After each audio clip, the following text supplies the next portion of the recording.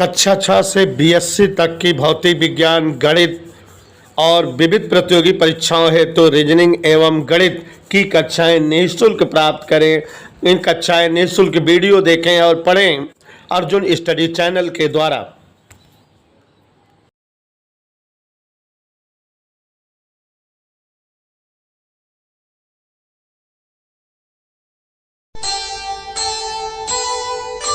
कर्म करे किस्मत बने, जीवन का यह मर्म, प्राणी तेरे हाथ में, तेरा अपना कर्म, तेरा अपना।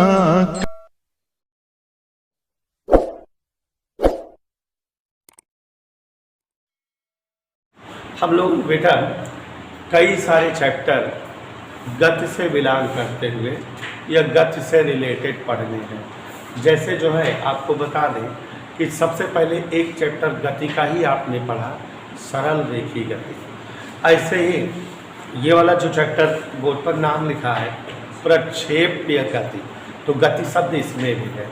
और उसके बाद बेटा चैप्टर आप पढ़ोगे वृत्तीय गति, तो वहाँ भी गति हो गई। फिर उसके बाद आप पढ़ोगे घूर्णन गति, फिर पढ़ोगे ग्रहों की गति, उपग्रहों की गति, सरल आवर्त गति। मतलब हमारे कोर्स में 11वीं की क्लास में गति से रिलेटेड बहुत सारे जो है चैप्टर हैं। गति से रिलेटेड बहुत सारी चीज़ें हमको सीखनी है या पढ़नी है। तो जब गति से संबंधित चैप्टर्स हमको पढ़ने हैं तो आज हम आपको पहले गति समझाते हैं और गति की परिभाषा बनाना सिखा रहे हैं। ध्यान से देखिएगा, गति की परिभाषा माने हम किसी भी गति को किस प्रकार परिभाषित करेंगे, हैं? माने किस टाइप से हम किसी भी गति को एक्सप्लेन करेंगे या समझाएंगे, एक्सप्लेनेशन देंगे किसी भी गति का किस तरह से। तो देखो बच्चों, छोटी कक्षाओं में 9th या 10th तक की कक्षाओं में आपको जब किसी भी गति की परिभाषा देनी होती थी तो आप केवल एक टिप से याद रखते थे, जिस पथ पर वस्तु गति करती थी उस पथ का नाम बता देते थे और गति की परिभाषा हो जाती थी। तो माने पुराने समय में गति की परिभाषा केवल पथ का नाम बताने से कंप्लीट हो जाती थी। एग्जाम्पल, अगर जैसे कहा जाए सरल रेखी गति से क्या समझते हो, तो तुरंत हम परिभाषा बनाते थे छोटी कक्षाओं में, सीधी रेखा में गतिमान वस्तु की गति सरल रेखी गति कहलाती है। क्या किया, केवल पथ का नाम बता दिया, गति की परिभाषा बन गई। इधर क्लियर बेटा, पथ का नाम बता दिया, गति की परिभाषा बन गई। It's okay. जैसे कहा जाए वृत्ताकार गति से क्या समझते हो, तो वही पथ का नाम, वृत्ताकार पथ पर गतिमान वस्तु की गति वृत्तीय गति कहलाती है। अगर जैसे कोई वस्तु को ऊपर से छोड़ दो तो वो ऊपर से नीचे की ओर गिरती रहेगी लगातार। तो इस तरह की गति को अगर समझाना हो या एक्सप्लेन करना हो तो हम बोल देते हैं ऊर्ध्व से अधर की ओर गति करती हुई वस्तुओं की गति ऊर्ध्वाधर गति होती है। कहने का तात्पर्य केवल इतना है कि किसी भी प्रकार की गति का एक्सप्लेनेशन अगर करना रहता था तो हम वस्तु द्वारा तय पथ का नाम बताकर गति की परिभाषा बता देते हैं। वस्तुएं जिस पथ पर गति करती हैं उस पथ का नाम केवल बोल दो, गति की परिभाषा बन जाएगी। लेकिन इंटर स्टैंडर्ड में केवल पथ का नाम बोलने से गति की परिभाषा नहीं बनती, तो कैसे क्या बताएंगे कि गति की परिभाषा बन जाए, तो थोड़ा सा समझिए बेटा। जैसे अगर ये जमीन हो, जमीन पर ये कोई वस्तु रखे, ठीक है, जमीन है, जमीन पर कोई क्या रखे। अब अगर हम इसको धक्का मारे, मीन्स इस वस्तु पर हम बल अप्लाई करें, अगर हम इस वस्तु पर बल लगाते हैं, जब इस वस्तु पर बल लगाते हैं आप इस वस्तु पर बल लगाते हैं तो तुरंत वस्तु तुरंत चलने लगती है, गतिमान हो जाती है, वस्तु में गति उत्पन्न हो जाती है, ये चलने लगती है। ऐसे ही तो हुआ कि अगर किसी वस्तु पर बल लगाए तो वस्तु गति में आ गई, चलने लग गई। किसी वस्तु पर बल लगाए तो वस्तु गतिमान हो गई, वस्तु चलने लगी। चलने लगी माने उसमें कुछ उत्पन्न हो गया अभिनव जी। क्या उत्पन्न हो गया? वेग। वेग से ही तो चलेगी। वेग बन गया कि नहीं? वेग से ही तो चलेगी, माने इसमें उत्पन्न हो गया वेग, ये चलने लगी। मतलब आप समझ सकते हो कि वस्तु पर बल दिए तो वस्तु में वेग बन गया। लेकिन बच्चों, बल F बराबर m इंटू ए, द्रव्यमान गुणे त्वरण होता है। बल F बराबर द्रव्यमान गुणे त्वरण। द्रव्यमान तो वस्तु में ऑलरेडी था, द्रव्यमान तो वस्तु में पहले से था। अब द्रव्यमान थोड़ी दिए हो, द्रव्यमान उसमें पहले ही से था। वस्तु में कुछ ना कुछ द्रव्यमान तो रहता ही है। तो आपने दिया क्या वस्तु को? त्वरण। तो कहने का मतलब आप जब वस्तु को त्वरण देते हैं तो वस्तु में वेग बनता है। आप वस्तु पर त्वरण लगाते हो, वस्तु चलने लगती है, माने वस्तु में वेग बन जाता है। थोड़ा और डीप में आओ। त्वरण एक सदिश राशि है, त्वरण वेक्टर क्वांटिटी है, आपको बताएं। तो इसका मतलब त्वरण में बेटा दिशा भी होगी और त्वरण में परिमाण होगा। अजीबोगरीब बात यह है कि जो वस्तु में उत्पन्न हुआ वेग वह भी सदिश राशि है, इसमें भी दिशा है और इसमें भी परिमाण है। It's okay. तो यहाँ ध्यान दीजिएगा, अगर कोई वस्तु में त्वरण है तो वो दिशा और परिमाण दोनों वाली राशि है, माने उसमें दिशा भी है और उसमें परिमाण भी है। और वस्तु में त्वरण के कारण क्या उत्पन्न हुआ? वेग। और जब वस्तु में वेग उत्पन्न हुआ तो उस वस्तु में भी दो चीजें हैं, वेग में भी दो चीजें हैं, दिशा है और। तो कहने का मतलब दिशा से दिशा बन गई होगी, दिशा से दिशा ही होगी और परिमाण से। तो बच्चों, अगर इस बात को गंभीरता से समझें और अपने जो है ऊपर धारण करें कि वस्तु पर जिस दिशा का त्वरण लगाते हैं वस्तु में उसी दिशा का वेग बनता है। अगर वस्तु ऐसे थी, हमने धक्का मारा, बल लगाया, माने त्वरण दिया, तो पश्चिम की ओर त्वरण दिया तो वस्तु पश्चिम की ओर चलेगी। तो यहाँ दो बातें बता सकते हो। अगर एक आदमी को आप बल लगाते हुए देखो, त्वरण लगाते हुए देखो, तो आप तुरंत जान जाओगे कि वस्तु में वेग किस दिशा वाला बनेगा। अगर कोई व्यक्ति किसी वस्तु पर पूरब दिशा का त्वरण लगाएगा, हम भविष्यवाणी कर देंगे कि वस्तु पूरब दिशा में चलेगी। पश्चिम दिशा वाला त्वरण लगाएंगे तो वस्तु में पश्चिम दिशा वाला वेग उत्पन्न होगा। उल्टा भी, अगर आप वस्तु को चलते हुए देखो, माने अगर आप देखो कि कोई वस्तु उत्तर की ओर चल रही है, उसके वेग की दिशा उत्तर है, इसका मतलब इस पर उत्तर की दिशा वाला त्वरण लगा हुआ होगा। ऐसे तो बता सकते हो। जिस दिशा का त्वरण अप्लाई करोगे वस्तु में उसी दिशा के वेग से चलेंगी। जिस दिशा के वेग से चलते रहेंगे इसका मतलब उसी दिशा का त्वरण उन पर लगा हुआ है। ऐसे ही परिमाण का केस है। अगर किसी वस्तु पर ज्यादा परिमाण वाला त्वरण लगाओ, माने वस्तु पर ज्यादा जो है परिमाण का त्वरण दो तो वस्तु ज्यादा तेज चलेगी, माने उसमें वेग ज्यादा परिमाण वाला रहेगा। और वस्तु पर अगर कम परिमाण का त्वरण धीरे से धक्का मारो तो धीरे धीरे चलेगी, माने वस्तु में उत्पन्न वेग का भी परिमाण कम ही रहेगा। तो हम वस्तुओं के त्वरण की दिशा और परिमाण के आधार पर वस्तुओं के वेग की दिशा और परिमाण बता सकते हैं, संभावना व्यक्त कर सकते हैं कि वस्तु में इसी दिशा और परिमाण का वेग है। तो अब बच्चों, जब किसी वस्तु की गति की परिभाषा दी जाती है तो हम गति की परिभाषा 3 पदों में देते हैं। 9th-10th की क्लास में गति की परिभाषा केवल और केवल हम कैसे देते थे? केवल और केवल अगर वस्तु की गति की परिभाषा देनी रहती थी पथ का नाम बताते थे।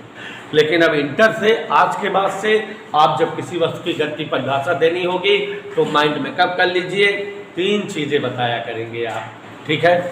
तो यहाँ ध्यान देंगे नमन सिंह, किसी वस्तु की गति की परिभाषा अगर देनी रहे इंटर स्टैंडर्ड से, तो आज से हम ध्यान रखेंगे बेटा कि हमको 3 चीज़ों में परिभाषा देनी है। हम वस्तु की गति के पथ का नाम बताएंगे पहले। क्या बताएंगे पहले बेटा?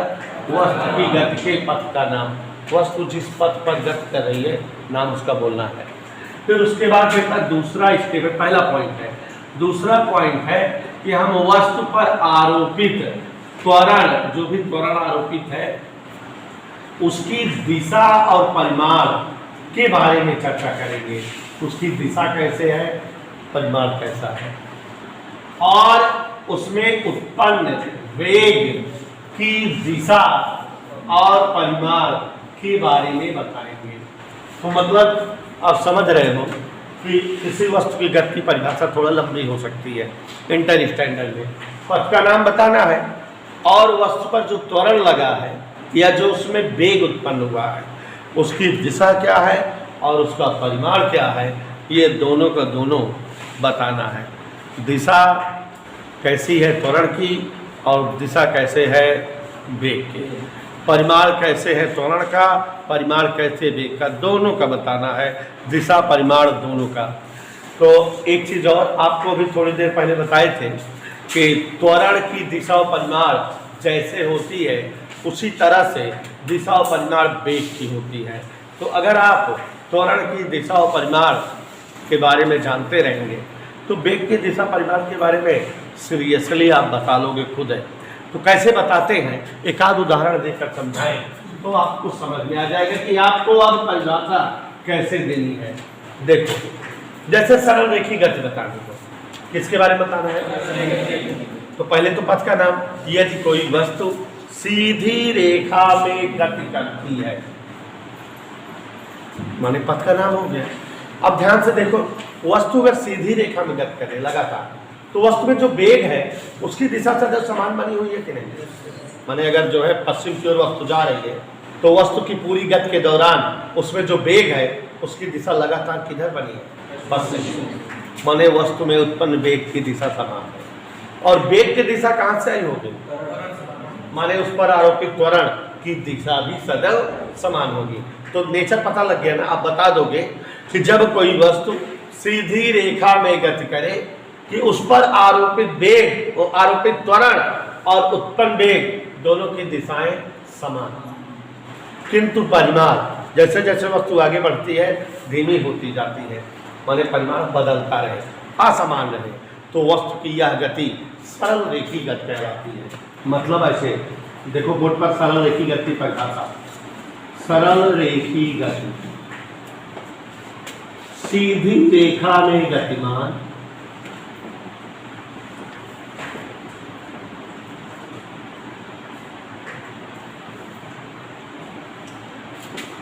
वस्तु, पथ का नाम हो गया।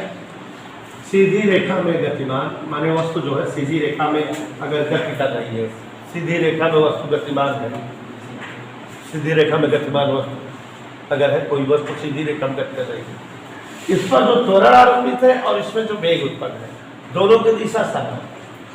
आरोपित त्वरण व उत्पन्न वेग की दिशा सदैव समान। एक ही और रहती है कि नहीं? तो माने हम त्वरण और वेग की दिशा का नीचे बता दिए और परिमाण असमान बना रहता है वस्तु की इस प्रकार की गति, सरल रेखी गति कहलाती। अब सरल रेखी गति के बारे में समझाए बेटा, एक्सप्लेन करें। यदि कोई वस्तु सीधी रेखा में गतिमान हो कि वस्तु पर आरोपित त्वरण और उत्पन्न वेग दोनों की दिशा सदैव किंतु परिमाण, तो वस्तु की यह गति परिभाषा बन जाएगी ना। हमने त्वरण की दिशा और परिमाण बताया, वेग की भी दिशा और परिमाण बताया, तुरंत जो है गति की परिभाषा हमारी बन गई, एक्सप्लेनेशन भी हो गया। Is that okay? कोई असुविधा? उसके बाद बच्चों ध्यान दीजिएगा, ऊर्ध्वाधर गति अगर बताएं, कौन सी गति बताएं? ऊर्ध्वाधर।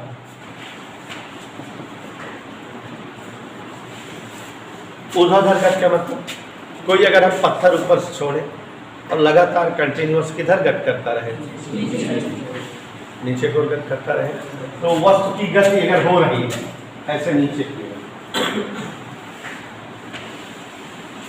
नीचे की ओर, तो अपने आप समझो कि वस्तु ऊर्ध्व से अधर की ओर गति कर रहा है, पथ का नाम हो गया। और वस्तु लगातार नीचे की ओर ही गिरता जा रहा है, माने वस्तु के जो गति की दिशा है निरंतर समान है, नीचे की ओर है।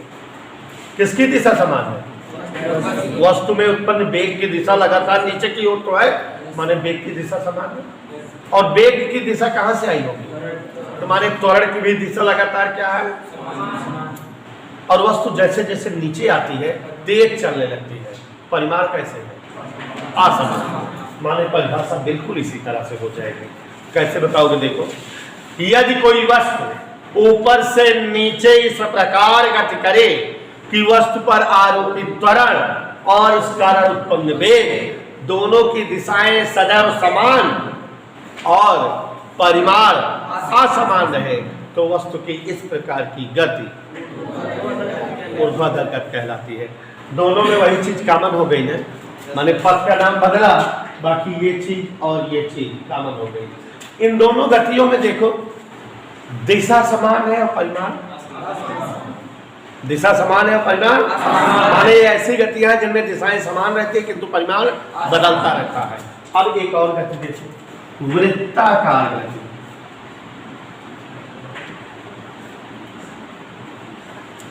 तो वृत्ति गति कैसी होती बेटा, मस्त समझो, कोई नहीं समझाएगी इस तरह से। कोई वस्तु किस पथ पर गति करे, वृत्ताकार पथ पर गति करे। तो अगर हम अनस जी यहाँ से गति करना शुरू करें इस स्थान से, तो वृत्ताकार पथ पर गति माने इस समय हमारी गति की दिशा इधर है। जब हम यहाँ पहुंच गए तो गति की दिशा इधर है, यहाँ पहुंच गए तो गति की दिशा इधर, और यहाँ है तो लग रहा हम इधर जा रहे हैं, और यहाँ है तो गति की दिशा इधर, यहाँ है तो गति की दिशा इधर।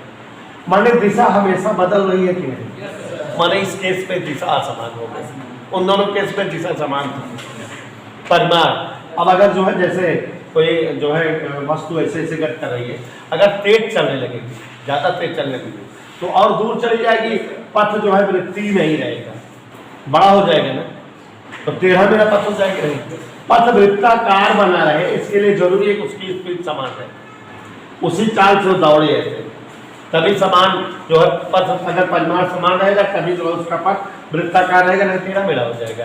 जहाँ धिमाएगा वहाँ और अंदर की ओर हो जाएगा, और जहाँ तेज होगा वहाँ बाहर हो जाएगा, पथ वृत्ति नहीं रह जाएगा। तो माने इस केस में परिमाण समान रहता है। तो कहने का मतलब परिभाषा दे, पहले क्या बताएंगे, पथ का नाम। यदि कोई वस्तु वृत्ताकार पथ पर गति करे कि वस्तु पर आरोपित त्वरण व उत्पन्न वेग की दिशा सदैव असमान, दिशा असमान किंतु परिमाण समान, तो इस प्रकार की गति वृत्ति गति कहलाती है। माने ये असमान सदैव क्या रहेगा, और ये तो दोनों उल्टा गति क्या हो गई कि नहीं।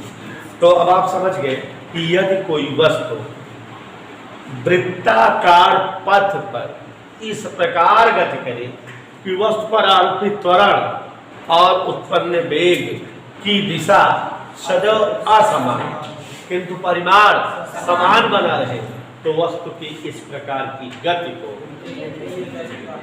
वृत्तिगत कहा जाता है। बच्चों हमारे पास 2-3 गतियां नजर आई, लेकिन एक गति में हमने देखा कि दिशा समान रहती है, परिमाण अलग, और एक गति में देखा दिशा अलग हो जाती है, परिमाण समान। ठीक है ना, ये दोनों गतियां हैं कि नहीं। आज हम आपको एक स्पेशल गति बताने जा रहे हैं कि जिसमें दो के दोनों अलग हो जाएंगे, दिशाएं भी अलग हो जाएंगी, परिमाण भी अलग हो जाएगा। दिशा भी अलग रहेगी, असमान रहेगी, और इन दोनों केस में एक चीज अलग है, एक चीज जो है समान है। जैसे इन दोनों गतियों में दिशा समान परिमाण अलग, इसमें दिशा समान परिमाण समान। अब आपको एक विशेष गति बताने जा रहे हैं जिसमें आप देखेंगे दिशा और परिमाण दोनों असमान होंगे, और आपको दिखा भी रहा हूं, समझा भी रहा हूं, मत समझिएगा। जैसे बेटा हम अगर जो है अभी एक कोई पत्थर ले हाथ में और पत्थर लेने के बाद उसको तेजी से खूब ऊपर की ओर फेंकें, सीधा सीधा ना फेंकें, मतलब ऐसे सीधा ऊपर की ओर ना फेंकें, सीधा फेंकेंगे तो ऐसे सीधा गिरेगा, ऊर्ध्वाधर गति हो जाएगी। जमीन से थोड़ा झुकाव पे, माने सीधा ना होकर कुछ कोण पर, ठीक है, कुछ झुकाव पर, तिरछा। तो अगर हम किसी वस्तु को तिरछा फेंकेंगे तो वस्तु जैसे तिरछा फेंकेंगे कि ऐसे जाएगी, ऐसे ऐसे कहीं गिर जाएगी, ऐसे तो होगा।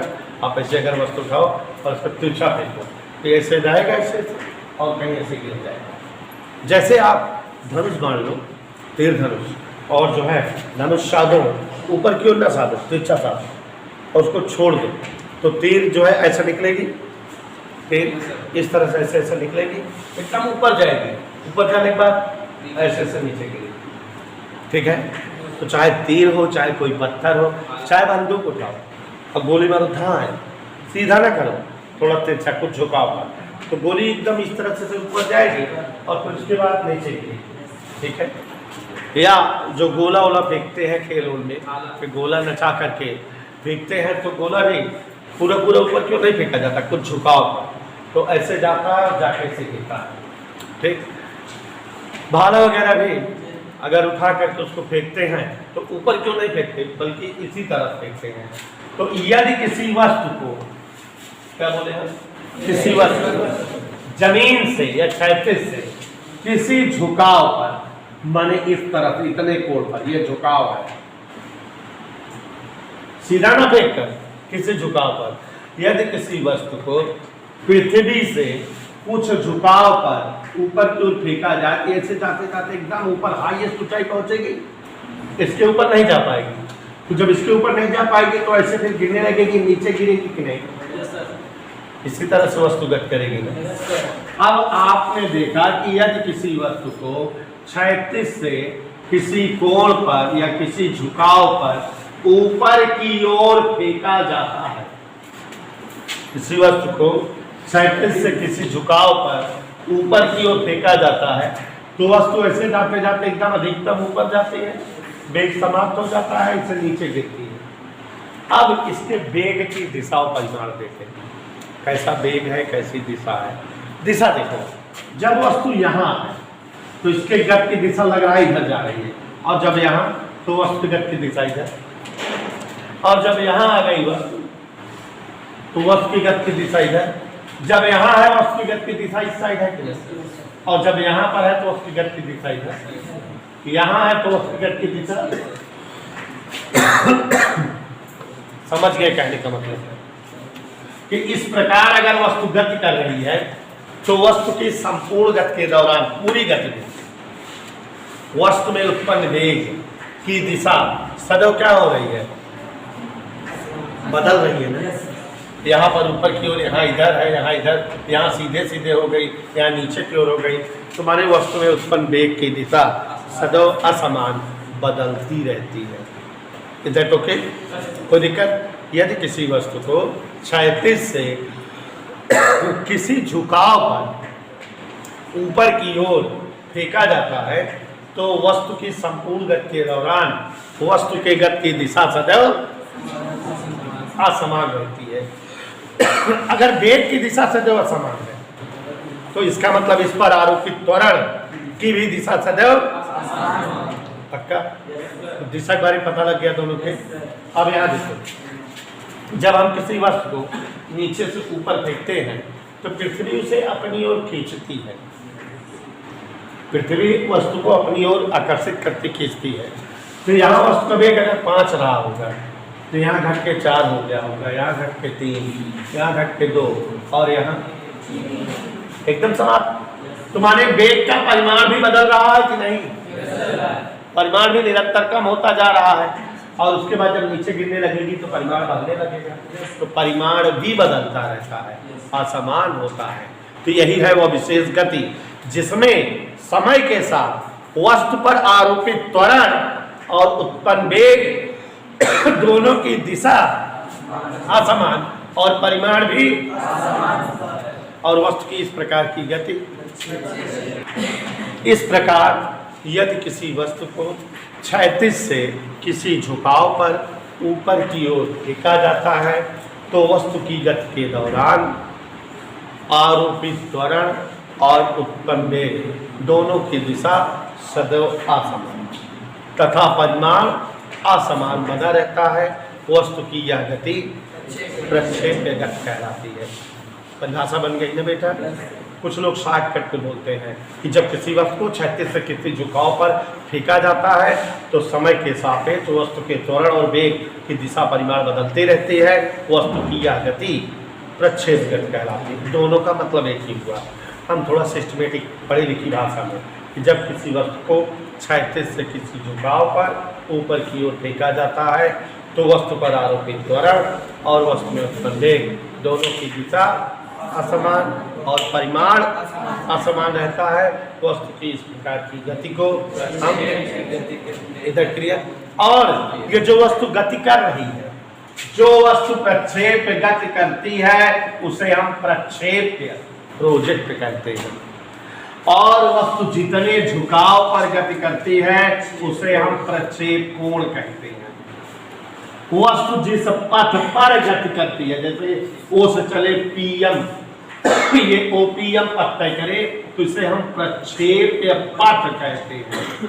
कौन सा पथ कहते हैं? और प्रक्षेप गति करती हुई वस्तु जितना ज्यादा से ज्यादा ऊपर जाती है उसे हम महत्तम ऊंचाई कहते हैं। कैपिटल आर से कैपिटल एस से व्यक्त करते हैं। वस्तु यहाँ से उड़ी और उड़ करके यहाँ गिरी, ये पूरी गति इसकी हुई। इस पूरी गति में जितना समय लगता है उड्डयन काल, फ्लाइट टाइम कहलाता है। और वस्तु जब यहाँ से चली जैसे ऊपर उड़ते उड़ते यहाँ गिरी तो ये इतना जमीनी दूरी तय की, जितना वो जमीन पर चलती है, माने जितना क्षैतिज दूरी वस्तु द्वारा तय होती है उसे रेंज या क्षैतिज परास कहते हैं। ये छोटी छोटी परिभाषाएं हैं और इन सब पर छोटा छोटा डेरिवेशन है। एक बार हम फिर से बताएं बेटा। जब किसी वस्तु को क्षैतिज से किसी झुकाव पर ऊपर की ओर फेंका जाता है तो वस्तु की संपूर्ण गति के दौरान वस्तु पर आरोपित त्वरण और उत्पन्न वेग दोनों की दिशाएं और परिमाण दोनों असमान बने रहते हैं। वस्तु की इस प्रकार की गति प्रक्षेप्य गति कहलाती है। और जो वस्तु प्रक्षेप्य गति करती है उसे हम प्रक्षेप्य कहते हैं। जिस झुकाव पर वस्तुएं गति करती हैं वह झुकाव प्रक्षेप कोण कहलाता है। और वस्तु द्वारा तय अधिकतम पथ प्रक्षेप्य पथ कहलाता है। और जितना वो क्षैतिज दूरी तय करती है वस्तु वो क्षैतिज परास कहलाती है।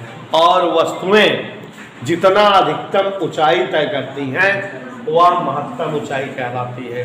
प्रक्षेप गति जितने समय में पूर्ण होती है वह समय उड्डयन काल कहलाता है। ध्यान देना।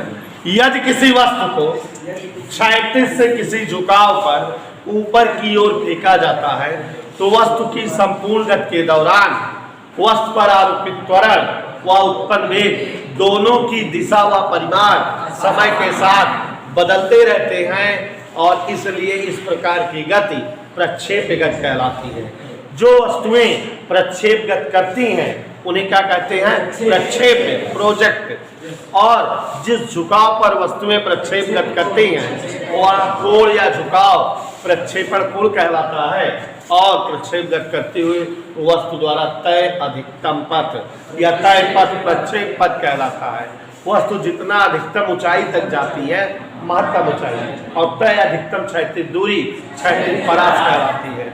और प्यारे बच्चों, वस्तु जितने समय में प्रक्षेप गति करती है उस समय को उड्डयन काल कहते हैं। इधर के लिए अब आपके सामने यहाँ पर जो है थोड़ा चित्रवत बना करके आपको समझाते हुए दिखा रहे हैं, आप ध्यान दीजिएगा। जैसे बच्चों, गौतम कोई दिक्कत बेटा?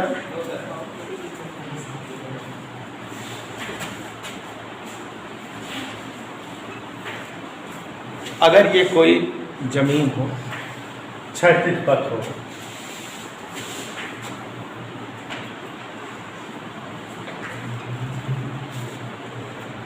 ये क्षैतिज पथ है, कोई डाउट किसी को? और इस पथ पर स्थान O से एक वस्तु हम ऊपर की ओर फेंक रहे हैं।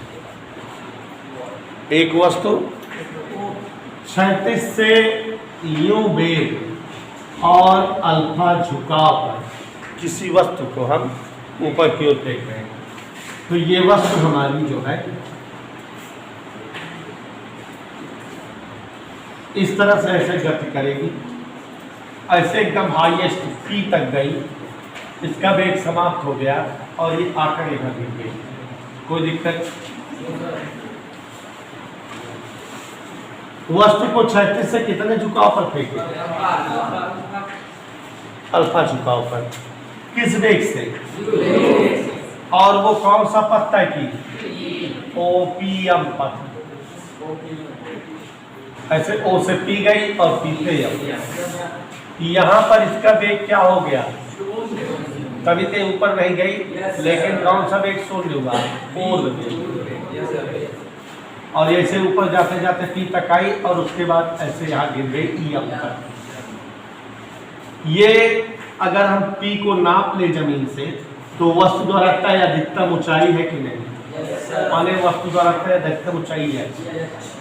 और वस्तु को O से M तक की जो दूरी है ये क्षैतिज परास होगी, ये R मान लें। कोई दिक्कत? चित्र समझ में आया बेटा? कोई वस्तु कहाँ से फेंकी गई है? O से। किस वेग से फेंकी गई है? उसका क्षैतिज से कोण कितना है? अल्फा। और बच्चों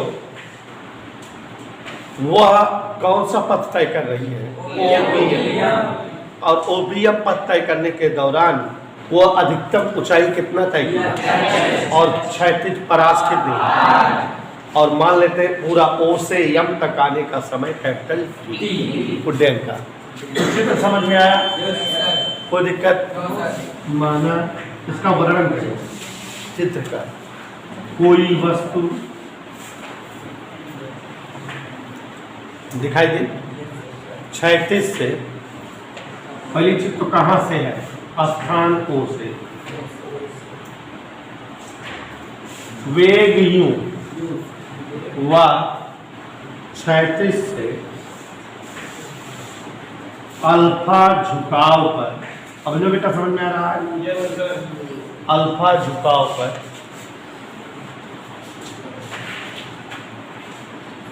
ऊपर की ओर फेंकी जाती है। किधर जा रही है? तो ये कौन से पथ तय करती है? प्रक्षेप पथ OPM तय करती है। कौन सा पथ तय करती है? समझ आया? वस्तु द्वारा तय महत्तम ऊंचाई। महत्तम ऊंचाई कितनी है?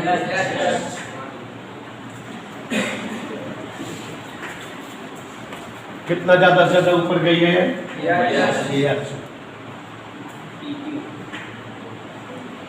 क्षैतिज परास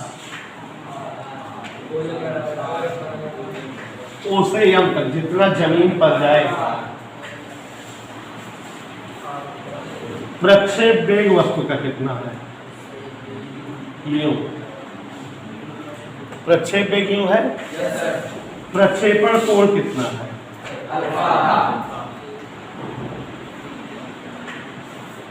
यहां तक समझ में आया? ऐसा है बेटा, अभी कुछ दिनों पहले हम लोगों ने वेक्टर पढ़ा था और वेक्टर का लास्ट हेडिंग पढ़ा था घटक। कोई वेक्टर जिन जिन वेक्टरों से मिलकर बना होता है उसे उस वेक्टर के घटक वेक्टर कहा जाता है। और आपको बताए थे कि जैसे वेक्टर चीनी हो, वेक्टर पानी और वेक्टर शरबत, वेक्टर चीनी और वेक्टर पानी वेक्टर शरबत के घटक वेक्टर होते हैं। तो कोई भी वेक्टर अधिकतम दो घटकों से मिलकर बनता है। एक क्षैतिज दिशा वाला घटक, एक अक्ष वाला घटक, उसको कास लगा के लिखते थे, आया था आर कास थीटा। और एक ऊपर की ओर माने जमीन से लंबवत घटक, ऊर्ध्व दिशा वाला घटक साइन लगा के लिखा जाता है। तो यहाँ ये जो वेग यूं है, वेक्टर राशि है ना वेग, जमीन से कितने झुकाव पे है, तो इसलिए इसके क्या घटक होंगे, 2। एक जमीन की दिशा वाला घटक इधर, और जो जमीन वाला घटक होता है उसे क्षैतिज घटक कहते हैं, क्लास लगा के लिखेंगे। और ये वस्तु, ये जमीन वाली दूरी इस वेग से तय करेगी, ऐसा हमारे खोपड़ी में आया। क्षैतिज घटक क्षैतिज गति कराने वाला वेग है। और ऐसे जो इसका ऊर्ध्व दिशा वाला घटक है, ऊपर की ओर वाला घटक, वो u sin अल्फा, इसी वेग से ये ऊपर जा रही है P तक, u sin अल्फा से P तक जाएगी और फिर जो है गिरेगी m पर, और u cos अल्फा से जमीन पर चलेगी। तो अब यहाँ पर ध्यान दीजिए, वस्तु का क्षैतिज वेग, वस्तु का क्षैतिज वेग क्या होगा, u cos अल्फा से ये कौन सी गति करेगी, o से m तक क्षैतिज गति करेगी ना। ऐसे ही ऊर्ध्व वेग u sin अल्फा, इस वेग से कौन सी गति होगी, ऊपर की गति, ऊर्ध्व गति, कोई दिक्कत। अब बच्चों, अगर वस्तु O से P तक गति कर रही है, केवल O से उड़ गई और P तक गई, और O से P तक मान लेते हैं T1 समय लगा, और P से जब M तक गिरी मान लेते हैं, तो यहां देखो जरा, वस्तु की कहां से कहां तक की गति, O से P तक गति,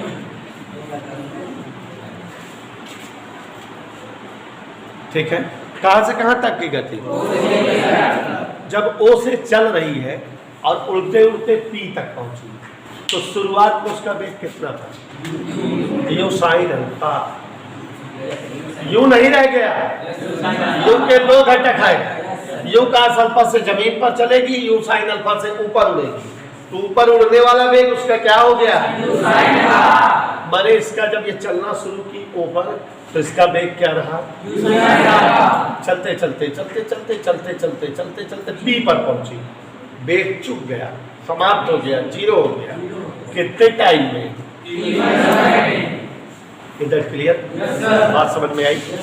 तो यहाँ प्रारंभिक वेग, सभी लोग ध्यान दीजिएगा, बराबर u sin अल्फा, कोई डाउट किसी को, क्योंकि वस्तु u sin अल्फा वेग से उड़ रही है। समय कितना दिख रहा है आपको, T1 माने है।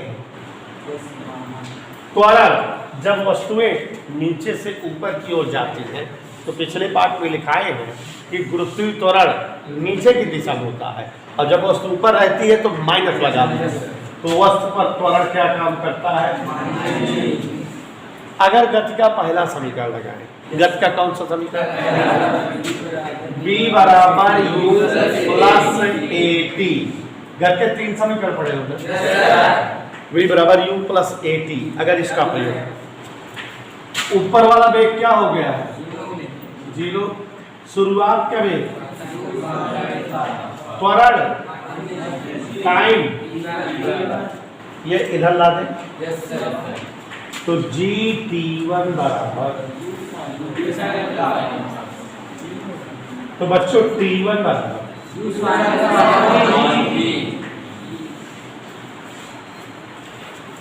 ठीक है। तो आपने पता लगा लिया, वस्तु को जब हम फेंके O से वो P तक गई, T1 समय में गई, माने u sin अल्फा बटे g समय में गई। और बच्चों, अगर अभी खेलो आप कहीं, एक पत्थर उठाओ, ऊपर की ओर फेंको, अगर वो आधा घंटा में ऊपर जाता है तो आधा घंटा में नीचे भी गिरता है। वस्तु को नीचे से ऊपर जाने का समय और ऊपर से नीचे आने का समय बराबर होता है। तो अगर O से P तक आने का समय T1 है, तो P से M तक आने का समय T2 भी क्या होगा, ठीक है। इसलिए P से M तक की गति का समय T2 बराबर, यहां से यहां तक की गति का समय T2 बराबर वही लगेगा जो ओ से पी तक का है। ओ से पी तक का समय क्या था? T1। और T1 का मान क्या आया? समझ आया? अब बताओ अभिनव, ओ से पी तक का समय यू साइन अल्फा अपान जी आ चुका है, और पी से एम तक का समय तो हिया से हिया तक का समय जोड़ देंगे तो u sine alpha u sine alpha 2 u sine, और हिया से हिया तक का जो समय होए वो पूरी गत के समय या कि ना है, वही का कहा जाए उड्डयन काल। तो इसलिए स्वामी जी उड्डयन काल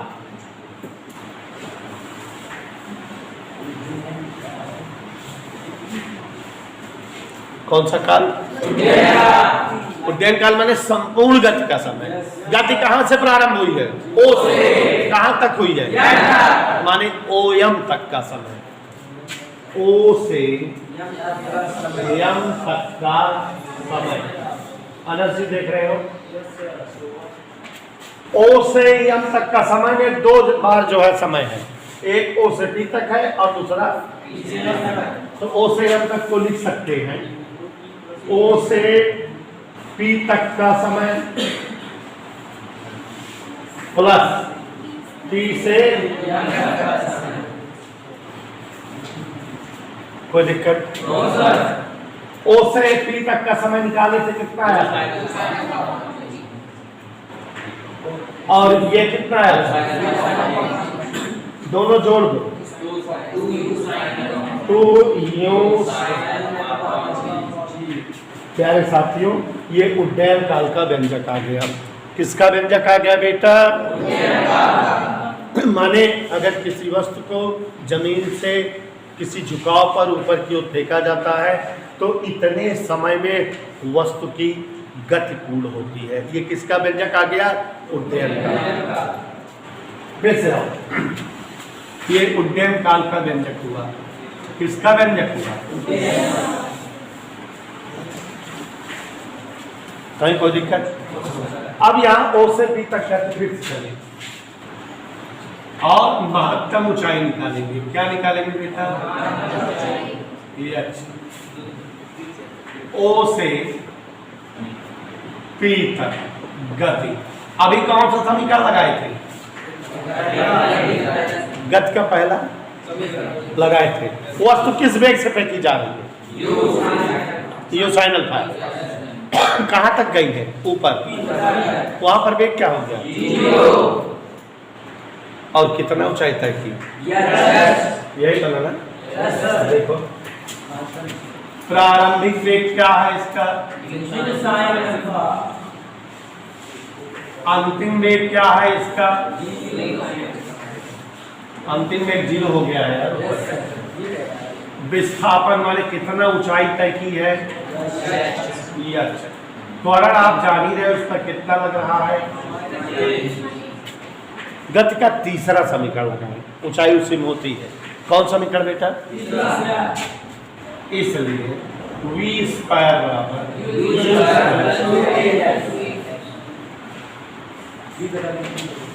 गति का तीसरा समीकरण लगाएं। देखो जरा, अंतिम वेग 0, प्रारंभिक वेग u साइन अल्फा स्क्वायर है, लिखा रहने दीजिए।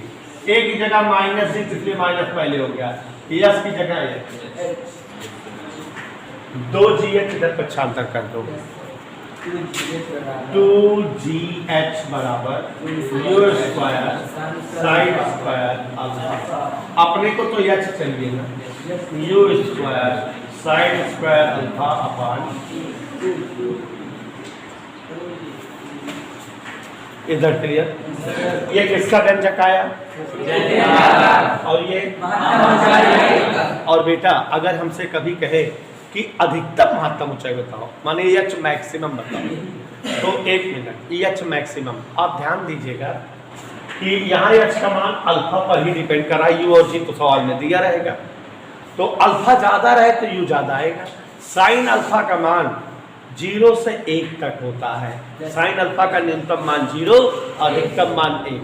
तो अगर हमको एच मैक्सिमम लाना है एच मैक्सिमम, तो साइन अल्फा का मान अधिकतम एक माने अल्फा कितना होना चाहिए, माने वस्तु को अगर हम सीधा सीधा फेंकेंगे तो एच की वैल्यू ज्यादा से ज्यादा आएगी, और कितना आएगी ये भी देखो। एच मैक्सिमम अगर हम हल करना चाहें कि एच मैक्सिमम पता लग रहे तो u square sine square 90/2g, sine 90 माने तो केवल इतना रहेगा। तो आज से याद कर लो कि अगर किसी वस्तु को क्षैतिज से 90 अंश के कोण पर फेंका जाए तो वस्तु ज्यादा ऊंचाई तय करेगी, उसके द्वारा प्राप्त महत्तम ऊंचाई अधिकतम रहेगी, और कितना रहेगी, ये कभी कभी बेटा कहता है कि एक वस्तु 10 मीटर पर सेकंड के वेग से फेंकी जाती है ऊपर की ओर, उसके द्वारा प्राप्त महत्तम ऊंचाई बताओ। तो आप समझ गए u²/2g में मान धर देना है आपको, u का मान रख देना है और g का मान रख देना है, u²/2g खट से आ जाएगा। इधर क्लियर? तो किसका मान आ जाएगा, ये महत्तम ऊंचाई का। कहीं कोई असुविधा बेटा? अब हम जो है आपके सामने क्षैतिज परास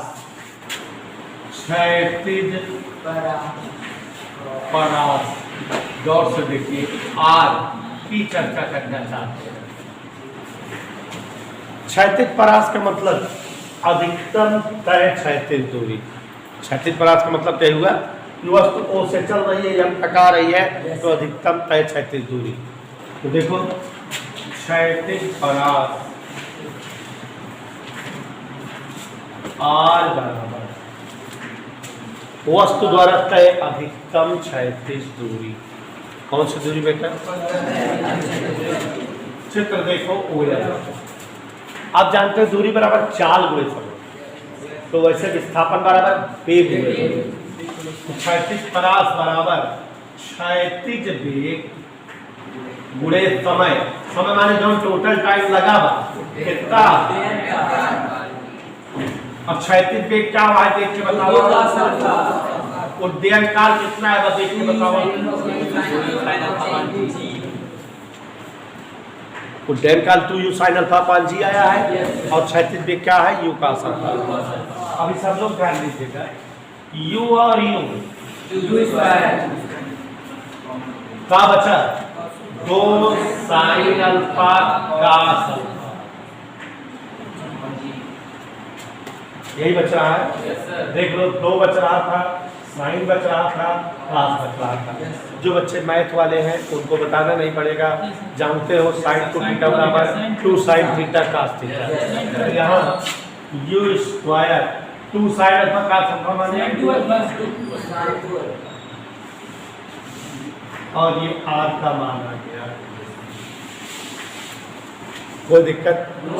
उड्डयन काल, महत्तम ऊंचाई, आर मैक्सिमम अगर निकालना हो, आर मैक्सिमम हेतु इधर हमने कहा कि अगर जैसे महत्तम ऊंचाई ज्यादा से ज्यादा प्राप्त करनी थी, वैसे अगर क्षैतिज परास ज्यादा से ज्यादा प्राप्त करना हो आर मैक्सिमम, तो आर मैक्सिमम यदि निकालना हो तो आर का मान साइन पे डिपेंड करेगा, माने साइन 2 अल्फा ज्यादा से ज्यादा आना चाहिए, और साइन की ज्यादा वैल्यू क्या होती है 1, माने साइन 2 अल्फा 1 आना चाहिए, माने 2 अल्फा 90 आना चाहिए। 2 अल्फा बजाय 90 हो जाए तो फिर जो है साइन का मान अधिकतम हो जाएगा। तो 2 अल्फा 90 तो अल्फा 45, अगर अभी अल्फा 45 रखते हैं, 45 90 साइन 90 माने अधिकतम हो जाएगा। तो क्षैतिज परास हमेशा 45 अंश के झुकाव पे अधिकतम होता है, और एक मान अगर जाना चाहिए यार मैक्सिमम, तो यह साइन वाला पद गायब हो गया, u²/g, साइन वाला पद 1 हो गया। तो यहाँ 2 चीजें पता लग गई। अगर हमको कह दे कि एक वस्तु 10 मीटर पर सेकंड के वेग से ऊपर की ओर फेंकी गई, कहे उसका अधिकतम क्षैतिज परास बताओ, कभी कभी पूछता है वो अधिकतम कितनी क्षैतिज दूरी तय करेगी, तो माने u²/g में मान रख देंगे, कितना ऊपर जाएगी इसमें रख देंगे। और यहाँ एक कॉमन बात आपको समझ में आनी चाहिए बेटा, कि अगर आप कभी भाला फेंकने वाला प्रतियोगिता में हिस्सा लो या गोला फेंकने वाली प्रतियोगिता में, तो अगर आप जो है गोला नचा के खूब ऊपर की ओर फेंकोगे तो वो कभी ज़्यादा दूर नहीं जाएगा, उसको जो है थोड़ा झुका के 45 के झुकाव पर फेंकोगे तो ज़्यादा से ज़्यादा दूर तक जाएगा। ठीक है, तो अधिकतम क्षैतिज परास का अंश के कोण पर मिलती है 45। कितना मिलती है? u²/g। तो प्यारे साथियों, ये तीनों डेरिवेशन आपके जो है किताब के हैं और इम्पोर्टेंट हैं। और जैसा कि प्यारे बच्चों, आपसे अगर कुछ पूछे तो आप बताइएगा। देखिए इधर अगर जो है ये ऊपर से नीचे की ओर कोई ऊर्ध्वाधर रेखा खींचे तो हमारे गणित में इसे हम ऊर्ध्वाधर रेखा या वाई अक्ष बोलते हैं।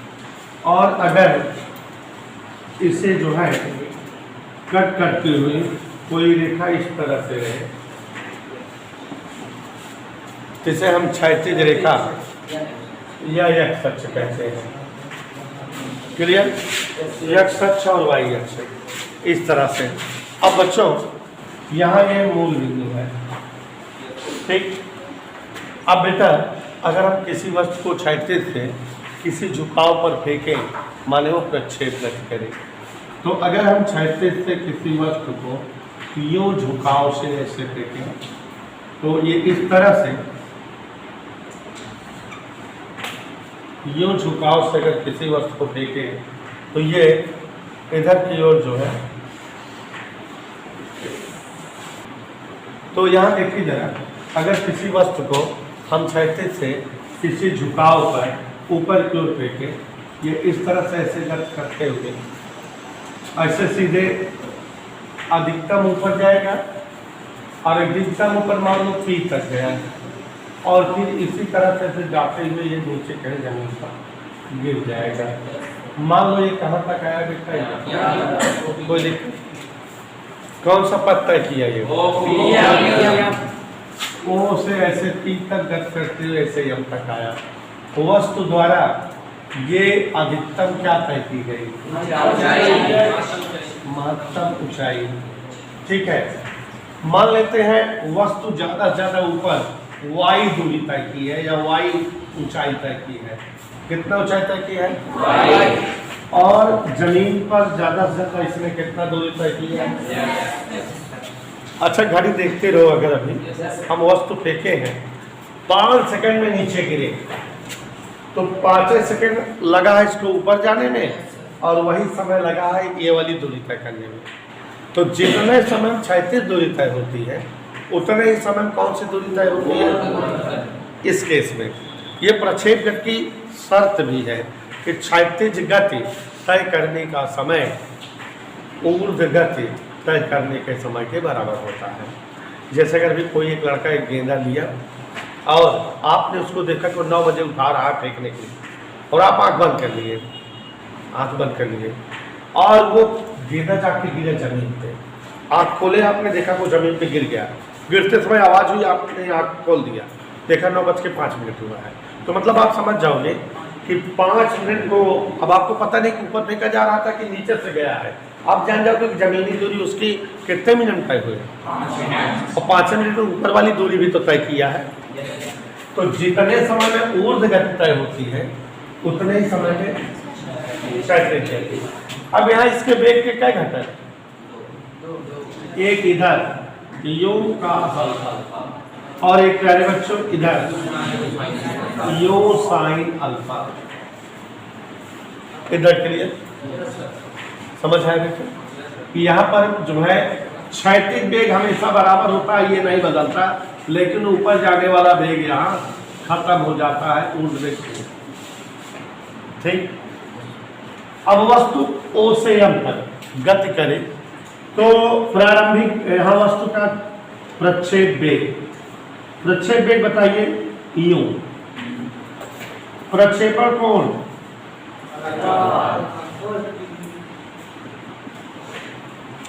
कहाँ से गति कर रही है? स्थान O से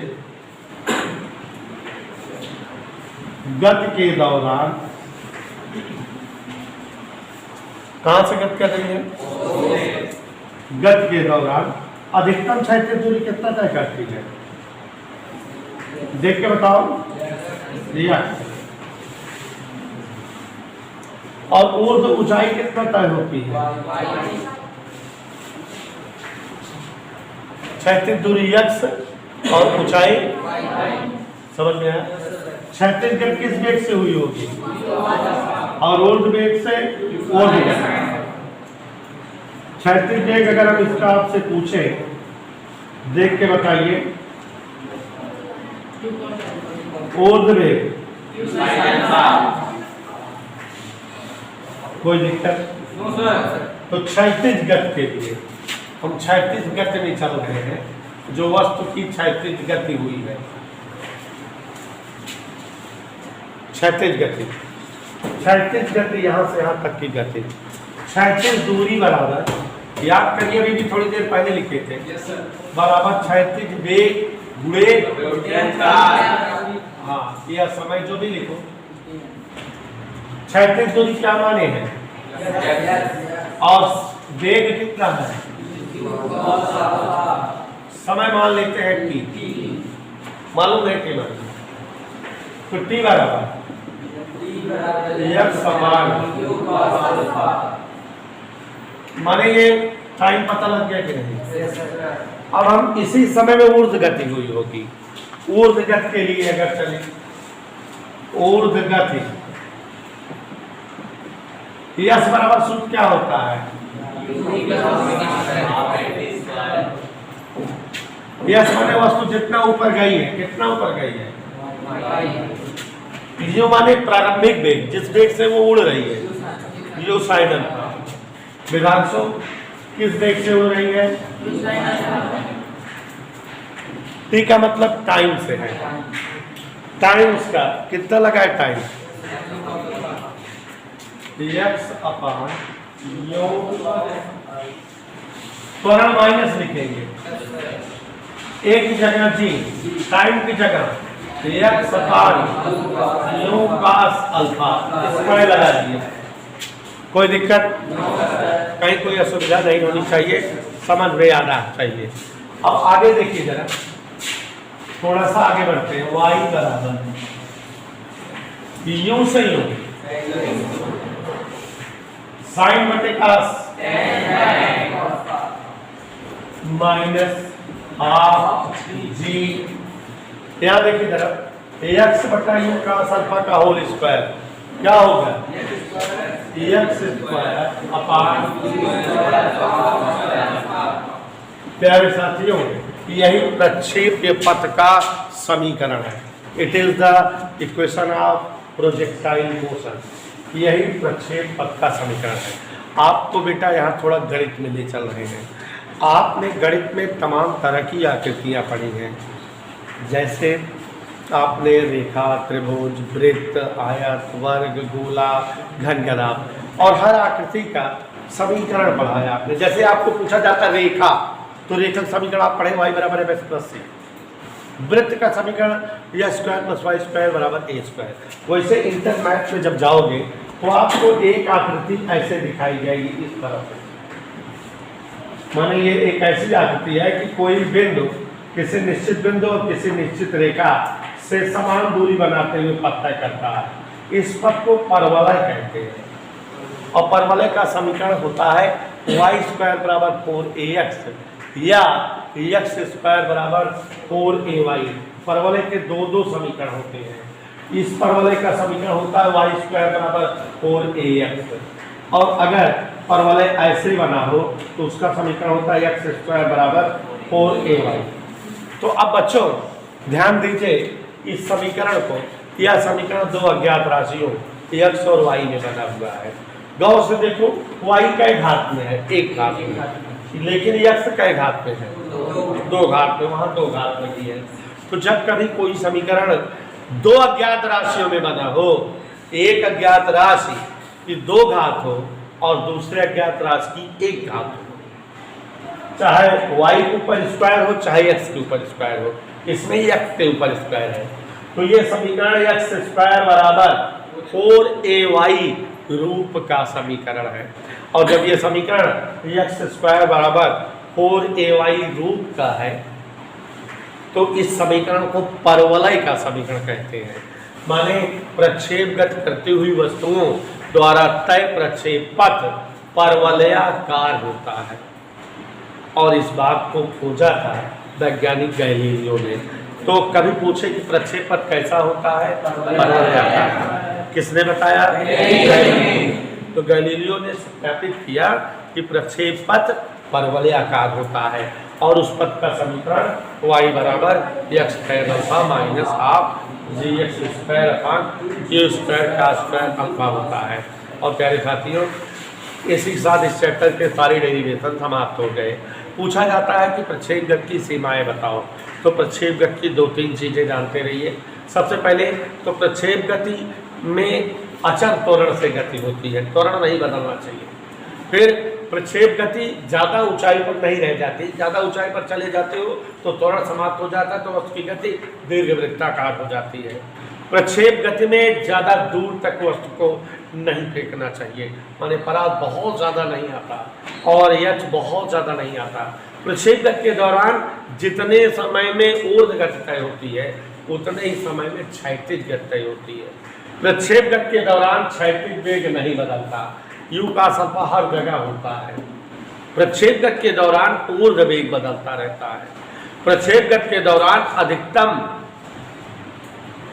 ऊंचाई के लिए दिशा 90 होनी चाहिए और मान यू स्क्वायर अपान 2g होता है और अधिकतम परास के लिए दिशा 45 होनी चाहिए और अधिकतम परास यू स्क्वायर अपान g होता है। प्रक्षेप गति में एक ही परास प्राप्त करने के लिए 2 दिशाएं अल्फा और 90 माइनस अल्फा। आप सभी को बहुत बहुत धन्यवाद।